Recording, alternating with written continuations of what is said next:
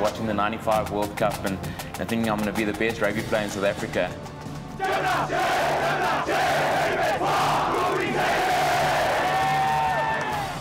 In the words of John Smith, he's one of the greatest all-round wingers of all time. Gives the pass off to Habana. Away goes the speedster. Still going. And what a try. Bryan Gary Habana. Where do the names Bryan, Gary come from? Dr. Bacher, I was pretty fortunate to be named after two very talented football players from Manchester United, and Brian Robson and Gary Bailey. My dad is and was an avid Manchester United fan, so got groomed into supporting Manchester United, and that's paid dividends as a supporter over the last 29 years. So yeah, not the most ideal in terms of being a rugby player, but two very talented sportsmen nonetheless. Agree. You went to Meredale Primary School in the southern suburbs. No rugby there. It's now 1995, it's the Rugby World Cup, opening match in Cape Town. You bunk school, your father Bernie takes you to the car, you go to watch the opening match in Newlands. That is an event that changes your life forever. It was most definitely an event that changed my life forever. I didn't really bunk school. We did inform the school that I'd be leaving a bit early on that Friday afternoon to take a road trip down to Cape Town with my dad.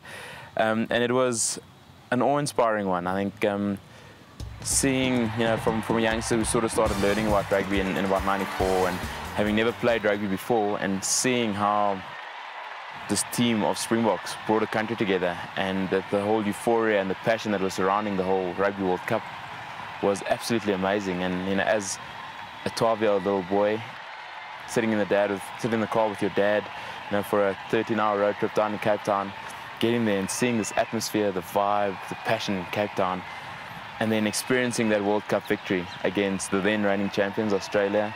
I'll never forget Peter Hendricks scoring that try in the left-hand corner, rounding David Campisi, seeing grown men from all different socioeconomic backgrounds hugging each other and going absolutely mad, supporting this team that had united a country, was the start of a dream being instilled in me to hopefully be able to do the same one day. And yeah, it was very, very special. You now go to King Edward's, my own school. You play in the under-14 G rugby team as a scrum half. It wasn't the best start to the ideal dream that I'd imagined, but it was fun, and I absolutely loved it. I think I scored 2 tries in my first game for the under-14 G side, and got promoted to the B side the following week. Jake White told me that he believes that you are the fastest rugby player he's ever seen on the field. Habana races away.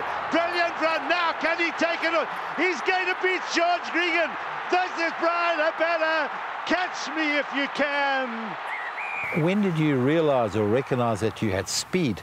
And did you do athletics at King Edward's? I came to King Edward's thinking, having never lost a race in my life, that I'd continue the form, the rich vein of athletics, and came 7th in the under-14 heats, which was quite an eye-opener because you knew you weren't exactly where you want to be. I was a year younger than everyone, so that could have had an effect. But I think speed was something I'd always had, and it played a big part, not only in my school career, whether it be with athletics, rugby. I played a bit of cricket at King Edward's as well. Didn't really enjoy it that much. So didn't enjoy cricket? Yeah, I couldn't really understand why guys would want to stand in the sun for like 6-7 hours a day. And 5 days. And for 5 days, chasing a little ball around. It was fun though, and it's something I really support. And had a great cricketing great in Graham Smith a year ahead of me at King Edward's, so it was awesome to be inspired by something like that. But the athletic and being fast was really important, and it played a big and pivotal role in my rugby career, and has seen me go on to achieve great things. Were you the Victor Ladorum? In my matric year, I was with the under-17s because I was a year younger. I shared the Victor Ladorum with a guy called Trent Lunsman. He was more the field events, so he did he did the whole shot put and everything, and I made up for it in the track events. So yeah, Victor Ladorum in my matric year, and I won my inter schools at Pretoria Boys. So the pace was always there. I think I actually got a bit quicker after school, to be totally honest. Getting into the right gym program, understanding how my body's working, and I'll never forget my first meeting with Jake White was actually with our S-under-21s before he became the Springbok coach. And he said, if you want to make it on the international scene, you're going to have to get bigger, you're going to have to get quicker, you're going to have to get stronger. And, that was sort of a great motivation for me to carry on inspiring to become a Springbok rugby player. Right, in 2007, You run against a cheetah, not the cheetah rugby team from Bloemfontein, the real cheetah, the fastest animal in the world. And I think the promotion was there for you to support that the cheetahs, a wonderful animal, are becoming an endangered species. Tell me about that race. So that race came about, the DeVille Cheetah Tracker program had approached me to be an ambassador for them in terms of what they want to achieve. The cheetah was and is still becoming an endangered species, and they needed an iconic sportsman to be an ambassador for the program. And somewhere along the lines between them and my dad, they came up with this idea of me running against cheetah, and I was pretty against it, to be totally honest, because I'd never done something like that, like a publicity stunt like that in my life before, and I wasn't sure how much awareness it would raise, and if the actual awareness it was raised would actually be for the correct reasons. So I drive through to Hartbeespoort, and we see this track of grass that had been laid 2 months prior, with like a little piece of string down the middle. No fence? No fence, and I think there was one game ranger with a tranquilizer gun sort of at about 60 meters. But I think it really raised great awareness for the plight of the cheetah and what it meant. And after running the first race, the cheetah was supposed to pass me like at the main grandstand where all the media was, and no one actually saw who won. But it was really great. It was something fantastic. I don't think I'll be doing it again anytime soon. I think in the latter parts of my career, I might run against a hippo or elephant or something like that. But yeah, it was fantastic and raised great awareness for the DeVille Cheetah Tracker program. It's now 2004. You're playing for the Lions, and Jake White selects you to go the end of your tour to the United Kingdom. You're playing the World Champions, England at Twickenham. You're on the bench. Your first match. You get onto the field. Yeah, so you dream about getting to a point where you have the privilege and honor to pull that green and gold jersey over your head. And my story was as fairy tale as they come. Running onto the field, you just want to do everything. You want to get your hands on the ball and you want to be involved. And the first facet of play for me saw Jaco van der Westhuizen break the line, and he just needed to draw the last defender. Bryan Habana gets his first touch. This is the moment, fantastic moment for Bryan Habana. And my first touch in international rugby against the world champions at the home of Rugby, saw me scoring a try on debut, Lovely. Which was more fairy tale than that. I would have loved to go on and win the game. We unfortunately lost by quite a fair margin, but just the sheer jubilation and emotion was really fantastic. And I'd actually flown my whole family over, and I didn't know I was going to play that England game, so they were in the stands, watching that and experiencing that as well. So it was very special. Bryan, 2005, you now join the Bulls. You play for them for 5 years. Tell me your feelings, your views on playing for a great brand, a fantastic rugby culture. What is it like to be a Bull in Pretoria?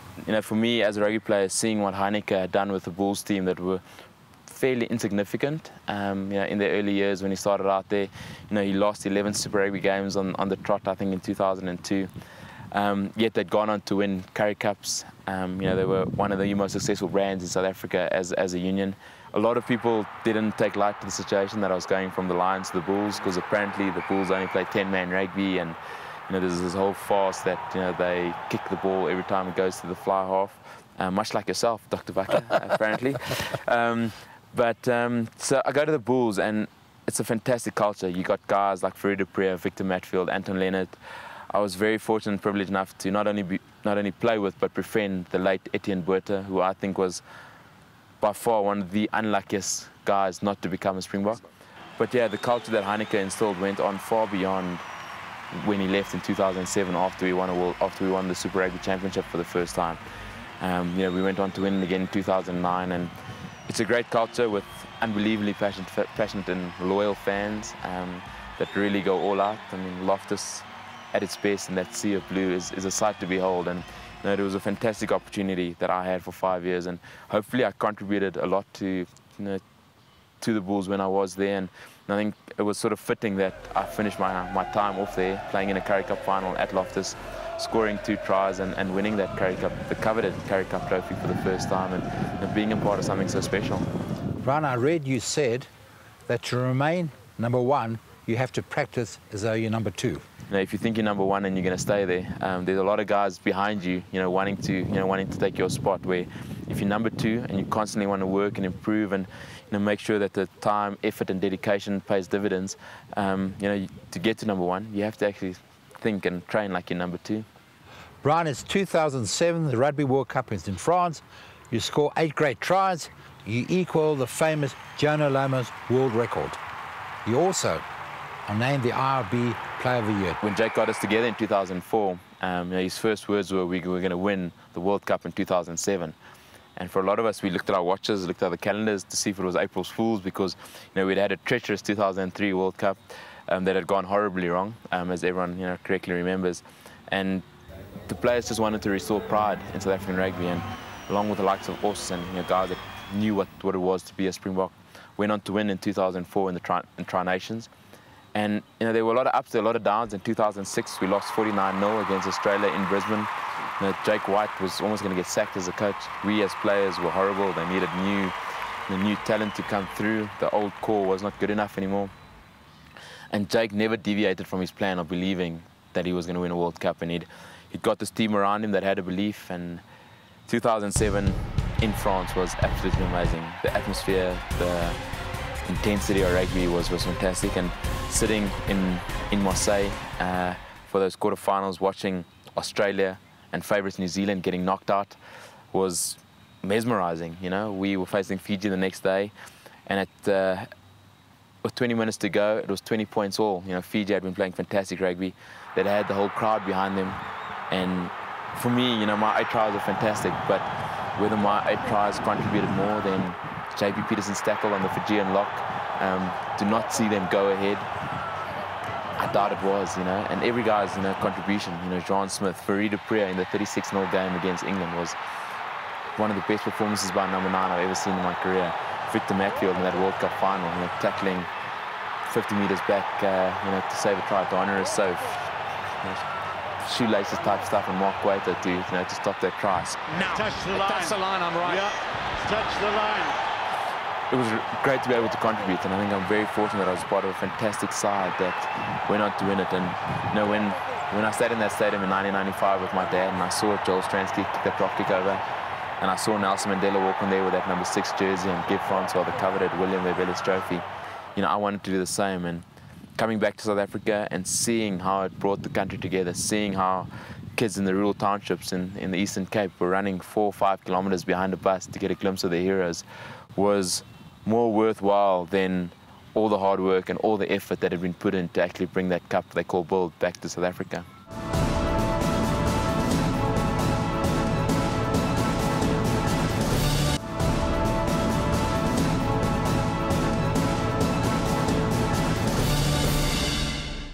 It's now the Super 14 final. The Bulls are playing your nemesis, the Sharks. They're up 19-13. There's 1 minute to go. That final down in Durban in 2007 was also, in a way, a fairy tale. There was phases of play. I think Frans Steyn had an opportunity to make it 21-13. The flag, stay down. Oh, vital kick. We got behind the poles after Albert van der Berger scored that try, and Gary Bertha and Victor Matfield sat around us and said, listen, if he misses this, we're going to keep the ball and we're going to go win this game. And a lot of us like, well, you really think so? Then we as a team are also going to think so. We're going to back our leaders. And there were numerous phases of play. Butch James could have kicked the ball out. Francois Steyn could have kicked the ball out. Oh no, shouts Joel Stransky, because it's the wrong tactic. Oh no again, shouts Joel Stransky. It's just lack of experience coming in now. How we got the ball off the Sharks, I turned it over. Derek Keane, in the middle of that ruck. Heine Adams's float pass to me, and when I actually got that ball, the main thought in my head was just to keep possession, because we had that penalty advantage. We were close to their line, and there was about 7 Sharks guys swarming to the right-hand corner where I found myself. And as I stepped back inside, they just opened this huge amount of space, almost like a river, the Dead Sea opening up. And this could be it. This is it. Habana has scored, and the Bulls pulled this out of the fire. They cannot believe it. The Sharks. There's a deathly hush around this park, apart from the ecstatic Bulls supporters. As I say, the rest is history. I felt unbelievably bad for guys like John and Percy. Probably thoroughly deserve to win it, but seeing the joy and the emotions and being a part of something so special as the first South African side to win a Super Rugby trophy was absolutely fantastic. Bryan, that's a good part, but tell me about the early part of the game. Possibly a dangerous tackle on Percy Montgomery. Could you have received a red card? Now pressure here for Montgomery as Habana is in trouble.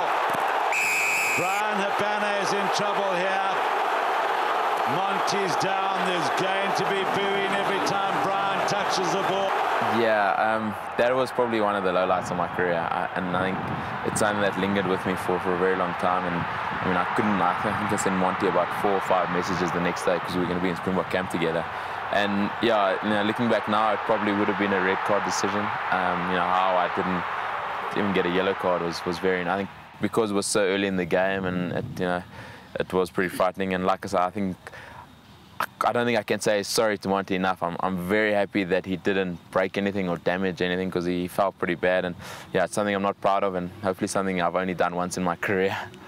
It's now 2009. The British Lions are in South Africa. You won the first test in Durban.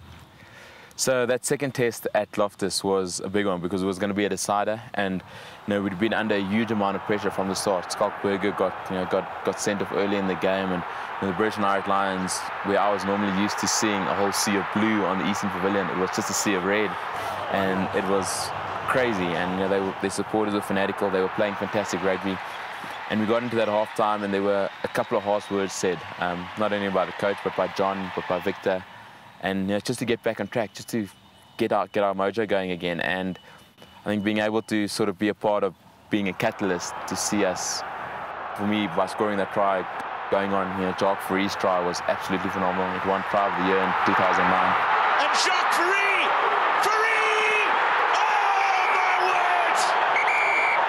It's a sight that I'll never forget. It's so vivid in my memory, him bouncing Ronan O'Gara to score in that right-hand corner.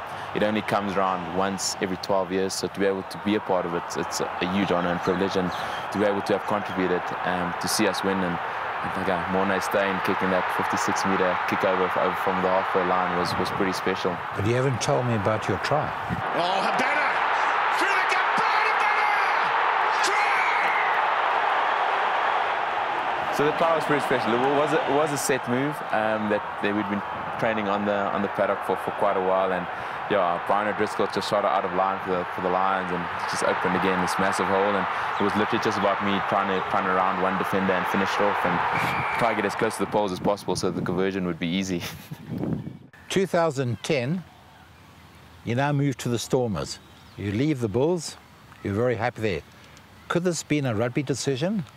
Wow, my first season at the Stormers was really special. Myself and Jacques were the top try scorers in Super Rugby, along with Gerard van der Heever at the Bulls. And experiencing Newlands, experiencing the passion that the fans have down there for rugby, and experiencing Cape Town was absolutely phenomenal. Definitely is not only one of the most beautiful places in the world to live, but one of the happiest and one of the most passionate. The people have an absolute zest for life there. The winters are pretty tough sometimes, with a lot of rain and a lot of wind and a lot of cold. But just looking over that mountain and seeing this absolutely beautiful, picturesque place of the world is absolutely fantastic. 2012, you play in the All Blacks in Dunedin. You score a try. The International Rugby Players Association say that is the try of the year. Again, it was a planned set move, and I managed to break the line. This time Pina on the back foot gives the pass off to Habana. Away goes the speedster, still going, and what a try! Scoring against the All Blacks in New Zealand is always unbelievably special, and again, a lot of things when you score a try is about instinct. Broke the line, had to beat the last defender. I decided to chip it. Didn't come off exactly how I planned, more off my shin than off my foot. Sort of banana, so I had to run around, and had a very, very, very kind bounce and managed to score in the right-hand corner, so it was really special. Bryan, it's now January 2013. Big announcement. Bryan Habana, end of the Super 15, is off to France. So January did see a big announcement in that, myself and my wife had decided to go to France post the Super Rugby season this year and be able to play with international players, the likes of a Bucky Spuerta again, a Johnny Wilkinson, Frederik Michalak, Matt Gittau, the Armitage brothers, Chris Masoe, another old Kes boy, Joe Fanico, was very enticing and something that was very lucrative. And wasn't an easy decision to be able to uproot yourself and your family from a very comfortable lifestyle that we had in Cape Town. But it's exciting. I think South of France, with a team that's doing really well, not only in the top 14, but in the Heineken Cup. A team under a coach like Bernard Laporte that has a desire to achieve something great. So it's not just about going there and finishing out your rugby career. It's about, it's a tough competition. It's tough rugby and it's hard rugby. Not the easy conditions of sunshine and beautiful weather that we have in South Africa, but it's rain, it's snow, it's cold, and it'll be challenging. And it's a challenge that I'm very looking forward to and intrigued about, because I've been lucky to be very successful in South Africa and win a number of trophies, and hopefully I can play my part in seeing them go on and achieve great things as well. Bryan, I'd like to hear your views on two rugby greats, two great rugby captains, John Smith and Richie McCaw. John had this amazing ability to become a friend, to become a mentor, and to become a guy that you'd want to go to battle with each and every day of your life. Tonight, we conquer! I've been very fortunate that our friendship has grown, and he will probably also be going to the south of France to join us next year. So it's going to be good to rekindle that again. He's a great man, he's a great leader, and the way he conducts himself on and off the field was absolutely exceptional. I think his one flaw that I could possibly say was that he went to Pretoria Boys and not King Edward. But John was really an unbelievable guy, and someone I'm really fortunate that I was able to experience a lot of my 83 tests with, because what I learned from him, what I saw him achieve was absolutely fantastic. And the man he was, not only on the field but off it, stood leaps and bounds for his character. And then being able to play against probably one of the heroes in terms of stealing balls at breakdown, and a lot of tries are scored from turnovers, and he was a big catalyst in making a lot of those turnovers. So having played 100 tests for your country is something pretty special. Winning, I think, 93 of those games makes it even more special. Right, 83 tests for South Africa, record 47 tries. South African Player of the Year 2005, 2007, 2012, IRB Player of the Year 2007. It gives me great pleasure to announce the IRB Player of the Year for 2007 as Bryan Habana.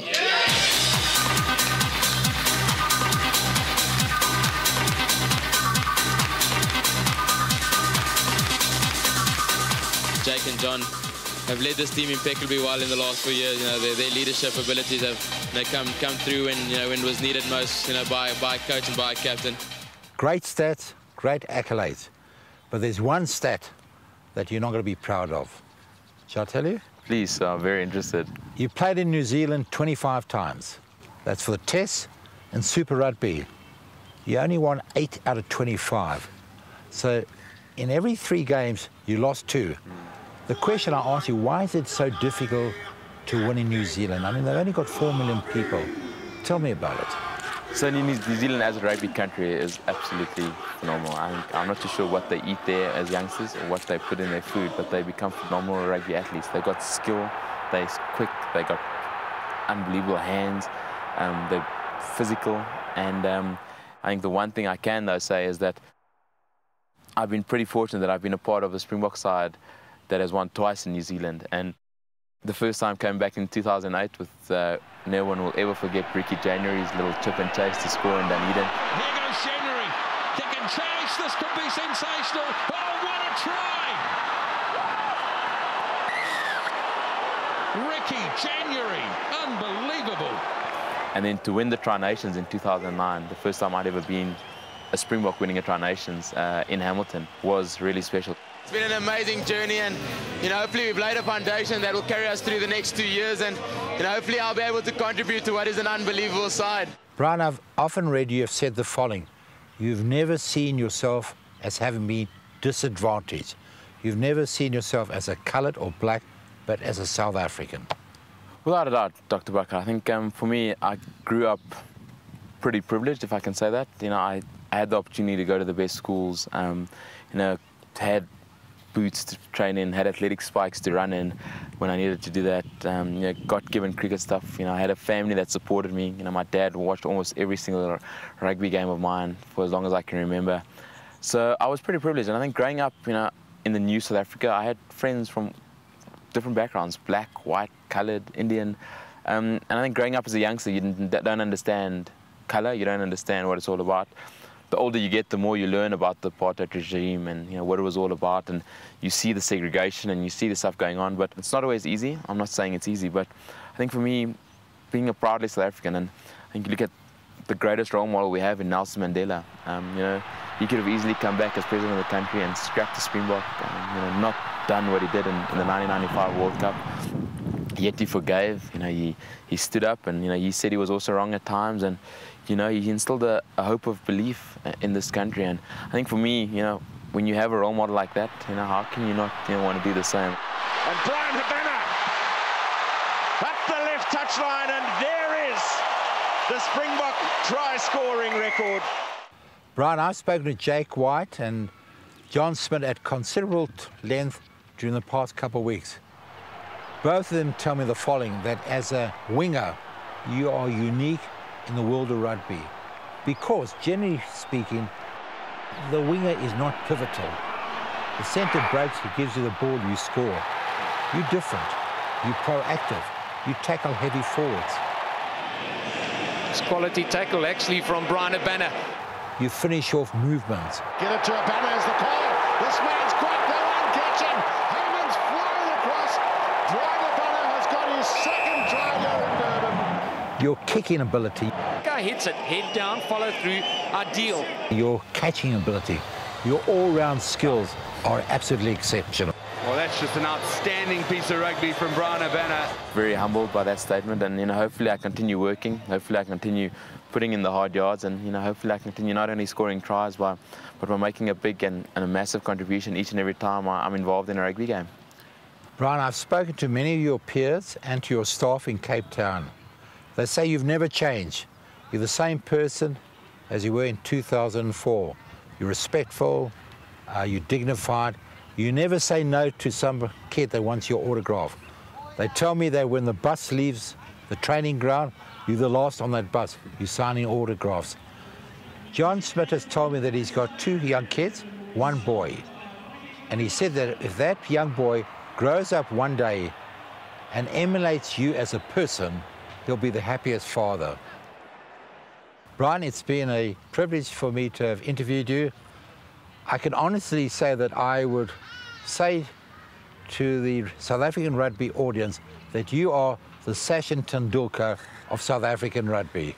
Thank you, Dr. Bacher. I don't really think that, but yeah, I think it's a great honour and privilege to chat to you as well. I think being back at our alma mater and seeing guys that walked in front of me at the school was really fantastic. I know you've done a lot of research, but it really is fantastic to chat and sort of have a different perspective of life sometimes. So thank you for, I think, your mentorship role. You've been pretty influential in South African sport in general, and all the best to you and your family, and hopefully we can have another chat maybe in the south of France in a year's time. Look forward to it, Bryan. Thank you.